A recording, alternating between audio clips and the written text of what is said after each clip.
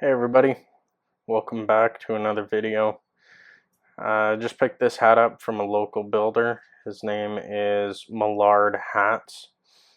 I just asked him to kind of do his own little custom flair to it. Gave us this nice tall crown with a pinch front, wide brim, and kind of did his own little artistic design of a pencil curl. The only stipulation was that I just wanted to make the hat band. So we're going to get into it here. This is going to be kind of fun because I made this video and edited it a couple weeks ago. So I don't actually know what's going to happen here. So it looks like we're going to drop it down on the table. Pull out our tailor's tape. We are going to find the circumference. Don't know why I'm doing that. I really don't need that information, but that's okay. That's what we decided to do in the moment.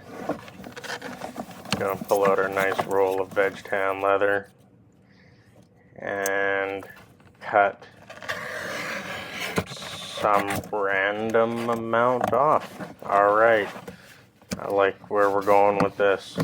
Glad to see that we are moving forward.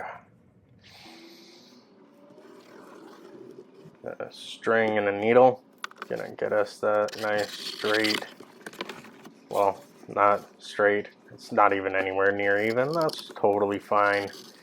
Gonna get us a circle, and we're gonna kind of do something similar to what I've done in the past, just try to do, maybe find a better way to do it.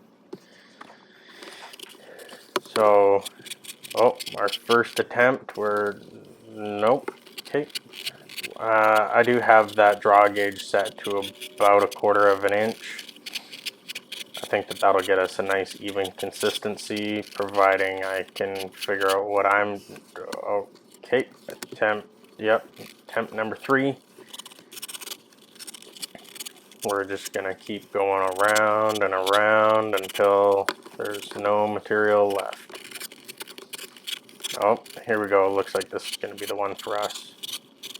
Yep, attempt number 3, definitely going to be the winner.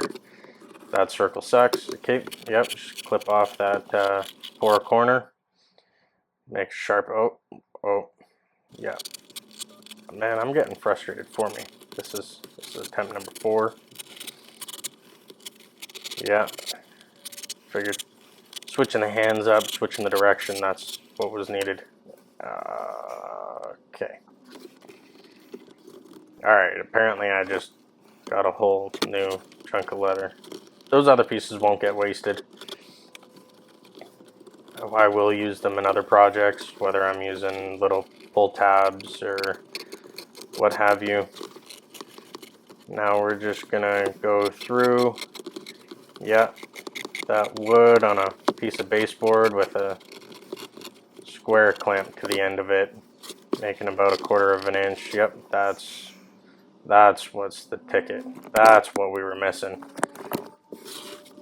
Gonna fumble with the camera because apparently that's what was also needed, I guess. And we're going very slowly. Yep, take a breather. Do whatever that was. I have a feeling a lot of this was not supposed to be in the edit. Okay, just keep on trucking. Because apparently none of us have anything else to do today. Oh, hey. Oh, okay, cool. We're now done. So as you can see, I got quite a bit of length there.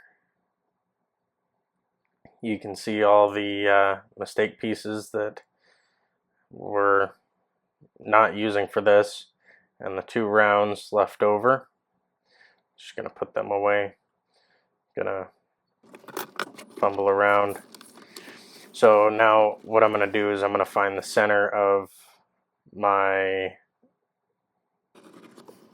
oh, nope.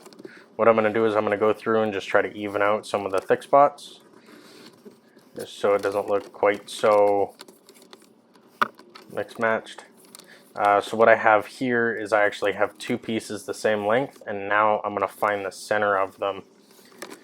So I'm going to move the cutting mat out of the way, and those two pieces are the same length. I've currently got them a little bit damp just to help with the 4-strand braid. And it's a under one, over one, under one, over one for however long you need it to be. If you guys are interested, please do let me know down below, and I can make a video on how I actually do that, and I'll give a proper tutorial of it. So here we are. It's a few hours later, and it has dried. I'm just tying up the end there, make it look neat and tidy. Just wrap some string around, or some of my sewing thread around it, and then use the sewing needle to push the actual thread through, and just heat the end up, melt it, just so it's not going to come apart. Now we're going to get our base length. Going to feed it through that little eyelet there.